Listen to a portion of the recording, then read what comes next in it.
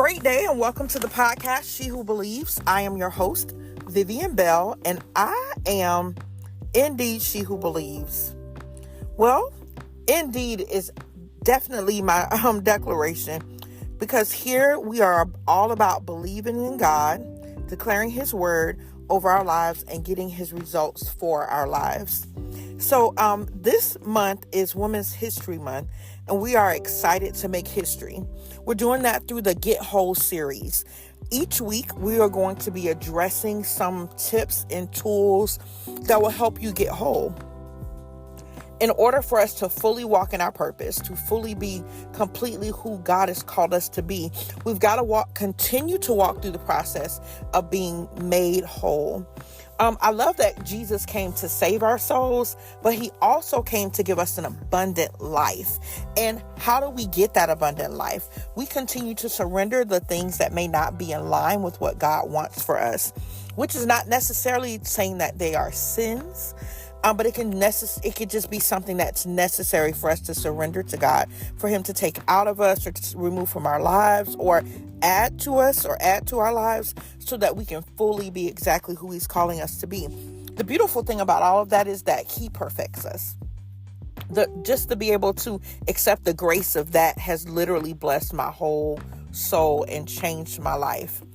It is God's job to perfect me. Now, it doesn't mean that I don't do the self-work that's necessary, but it's His job to show me, to guide me, to direct me, and to nudge on me and say, hey, I really need you to give me that part of you right there. I need you to give me that thing that's holding you back. So, again, we are celebrating Women's History Month, and we are making history and getting whole. As a mental health counselor, coach, and chaplain, my goal is for the internal changes that take place in our minds and hearts that will ultimately change the trajectory of our lives and ultimately make history. Or, as I like to say sometimes, His story. We want God's story for our lives. And we do this by first finding out, drum roll, the why of us. That's the title today, the why of you. This week, we challenge you to discover the why of your actions, your thoughts, and your beliefs. Yep, I know it's deep, and I can see my bestie cringing right now. Sometimes she tells me, she's like, look, I logged in today to listen to the podcast only to have you give us homework. But I'm going to actually start calling it pod work. It's transformative work assignments given to you within this podcast. That is my definition of pod work. So here we go. Let's go. Now, we often set out to change a thing, right? Perhaps it can be our weight or our hair, or a more broader goal that will increase our self-confidence or our awareness of God, His presence in our lives, and what He's created us for, right? We can change a thing, but find that we never get to permanent relief from it. Have you ever felt like I've been on this cycle? I'm on this hamster wheel of whether it's losing weight, changing my perspective, whatever it is, and it seems like you can't seem to ever get off of that wheel or change permanently a particular habit. Well, I believe that this is because we have only changed an action that is actually only a byproduct of something different, the underlying cause, or our why. For example, when my children were younger, a dear friend brought to my attention that she had noticed that in the evenings when she called me that I was eating something, and that the something was not very healthy. Now, when I say in the evenings, she would call me like at 11 o'clock. And that was only because she understood my schedule. At that time, single mom, my kids were younger. I was in school, I was working. And in that season, I was actually working 2 jobs because I was doing taxes during tax season. I had all these things going on. And there were some other things that were going on in my life. Like I had just endured a heartbreak and broken up with someone who we were preparing to get married. And he had 6 kids, and we had intertwined, blending our families.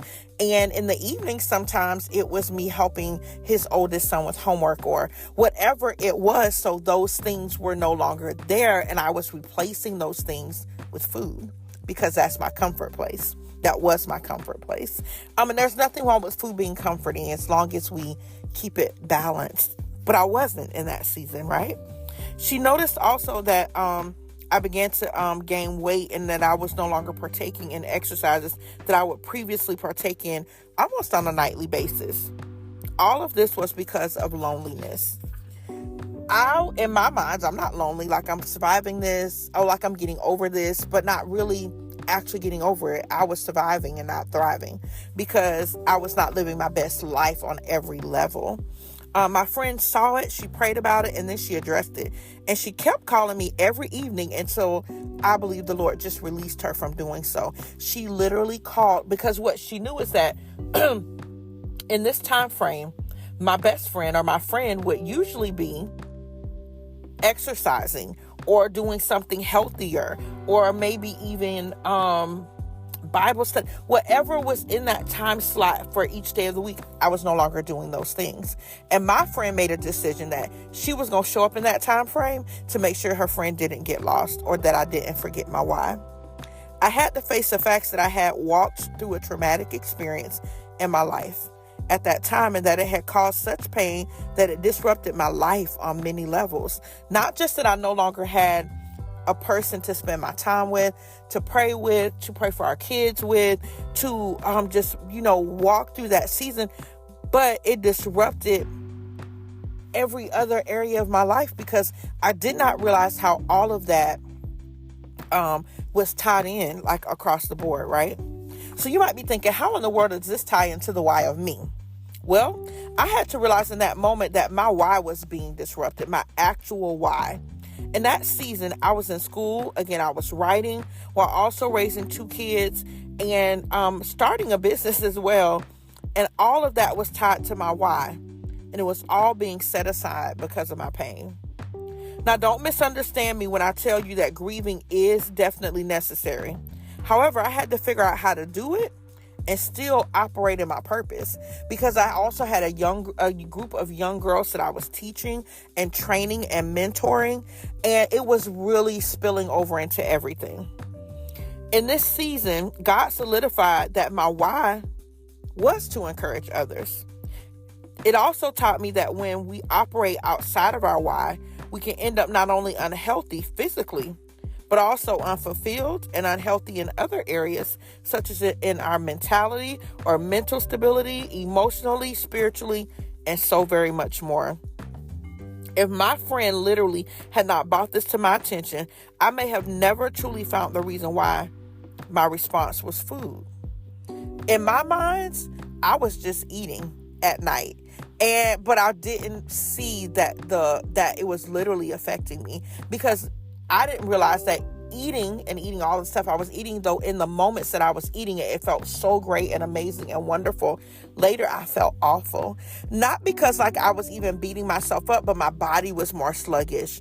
I didn't want to get up to exercise because I had stayed up late and eaten cheesecake and anything else that I could find to eat, leftover pot roast. I was eating and in my mind, I'm hungry, but I really wasn't. I was hungry, but I was hungry for healing of my heart. I was hungry for the why that I wasn't walking in anymore. And again, you might be thinking okay, what does this story actually have to do with my why? Well, I hope you've picked up some hints between, here and there. But maybe you're thinking eating unhealthy isn't a thing for me. But maybe it's not physical food for you, but maybe it's the emotional and mental diet that needs changing. You know, how you think about yourself, how you feel about yourself. I'm believing that you're not worthy enough to walk in what God has called you to walk in. So you don't do it because you're eating on and feeding or being fed. I like to say being fed because our First Lady blessed me so good years back when she said that. She said, I just believe that the enemy speaks to us in the first person. He does. And he tells you, this is how you feel. This is what you're thinking. And it cannot be that at all. Because what you're thinking isn't tying into your why, your purpose, what God has called you for, right? There may be things that we need to change, though, that are affecting our purpose, our why, and we don't even realize it. Things such as the shows we watch, the company we keep, and the habits and cycles that we continue to walk in, and so much more. Certain habits and cycles started in your childhood, and it's not because you were not strong or smart enough to overcome them, or your parents didn't do their job, and maybe they didn't and maybe they did, but it's really not any of that. It's because at an early age was the best time for the enemy to attack you, to feed you bad habits, bad thoughts about yourself, so that the habits that you form to self-mutilate your body or your mind or your spirit, those things became a part of you that God is able to remove from you if you're willing to surrender to his why for your life, to his why in every season. Because see, your why and your purpose always remains the same, but the way in which God has you walk it out, or the way in which he calls you to surrender certain things, that can change season to season. That's his way, his process of perfecting us. Do you know what your why is? Do you know why you're actually on this earth during this time? Do you know why you push others away? Do you know why you are angry and bitter? Do you know why you lean more towards a particular behavior? See, those are all whys as well. What are your whys? Knowing why is where we start on this journey to wholeness. If you think that you can use a little help in this area, you most likely can. But no worries, because we are here to help you. You can visit us at mindingwhatmattersnow.com for more information on our personalized transformational strategies, and I enroll in coaching and counseling and courses, and you can book us to come out and speak to your group, whether it's a corporate group, a ministry group, just a group that meets. We can come to your book club, wherever you would like for us to talk about and train you in any areas of whether it's building a great self-confidence, self-worth, understanding what your why is, and teaching you, your group of friends, how to walk out your why. Then please visit us at mindingwhatmattersnow.com, because we would love, love, love to walk with you on this journey, because this journey, our why, is to help others walk through this journey, to figure out what their why is, to give them strategies to walk boldly in their why, so that they are fulfilling the purpose that they were created and put on this earth for, and that they can also have some fulfillment in your bodies, mind, soul, and spirit. That's our why. That's my why. And I love, love, love to help you. Before we go today, I'm going to leave you with the scripture that has totally blessed me, that I would like for you to just keep on repeat throughout this week. And it is 1 Peter 2:9. Today I'm reading it from the New International Version. It reads as follows: "But you are a chosen people, a royal priesthood, a holy nation, God's special possession, that you may declare the praises of him who called you out of darkness into his wonderful light." That's our why. To point people to Jesus. But we all do it in different ways. Again, if you need help discovering what your why is, because honey, you've been chosen. Honey, you are a royal priesthood of a holy nation. You are indeed God's special possession. So let's start declaring this truth by praising him as we walk out the why that he's created us for. Again, each podcast this month will build on the other. So be sure to tune in again this coming week, the weeks after, for part 2, part 3, and part 4 of the Get Whole series. Let's get whole together and march right into our destinies. Until next week, you have listened to the podcast, She Who Believes, and I'm your host, Vivian Bell, and I am indeed she who believes. God bless you and have an amazingly wonderful week.